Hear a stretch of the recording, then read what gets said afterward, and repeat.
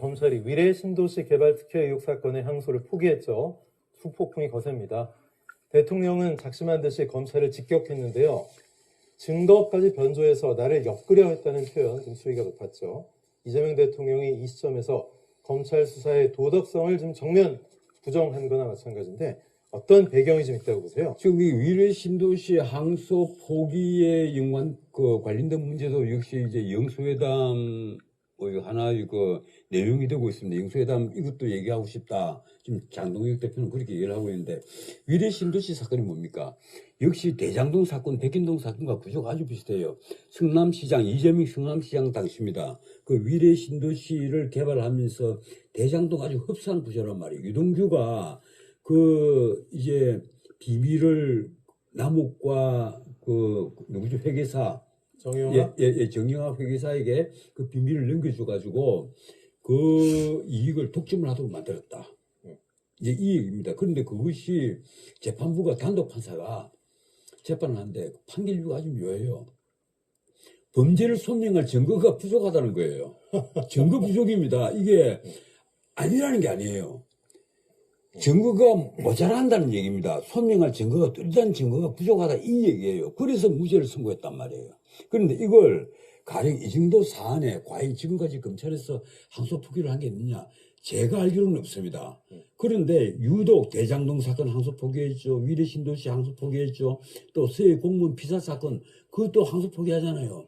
이렇게 정권에 부담이 되는 사건은 모조리 항소 포기를 합니다. 특히 이 대장동 항소 포기와 위례 신도시의 항소 포기는 지금 국민의힘에서는 뭐라고 의심을 하고 있는가 하면 이건 앞으로 이재명 대통령에 대한 대장동, 백인동, 위례 신도시 성남 FG 후원금 사건, 이 병합된 사건이 있단 말이에요. 이 사건이 지금 중지가 돼가 있지 않습니까? 아마 합의 33분가 그럴 거예요. 중지가 돼가 있는데 이 사건에 있어서 대장동 앞으로 이거 무죄까지 받고 있으니까 우리는 공소 취소하겠다. 앞으로 이제 공소증이 바뀔 거 아니에요. 공소 취소한다. 또 그리고 위례 신도시 사건 이 부분도 공소 취소를 하겠다. 이렇게 해서 공소 취소를 하기 위한 명분 사태 아니냐. 결국은 이재명 구하기를 위한 그런 항소 포기다. 이렇게 지금 국민의힘은 보고 있고, 그래서 이 장동혁 대표는 이건 안 된다. 이 항소 포기를 왜 시키느냐. 여기에 대해서 앞으로 특검을 해야 한다. 이 항소 포기 문제만 다룰 이 특검을 또 따로 하자. 이 지금 주장을 하고 있는 겁니다. 네, 그러면 지금 이런 분위기라면 검찰이 또는 사법부가 아예 대통령의 사법 리스크를 아예 없애려고 하는 거냐. 이 결과가 대장동이나 말씀하신 성남FC 등등 남은 병합된 이재명 대통령의 재판 멈춰져 있는 거.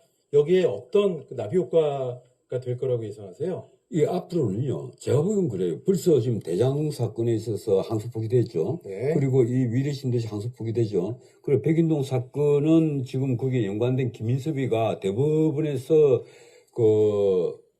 이제 징역 5년 확정 판결을 받지 않았습니까? 그랬으니까 그 사건은 쉽게 못 움직일 겁니다. 어떻든 앞으로 공소장이 만들어지면 전부 다 검찰의 사건 조작, 증거 조작, 지금 민주당에서는 공개하게 이렇게 얘기합니다. 이번에도 정청래 대표도 똑같은 얘기를 또 했어요.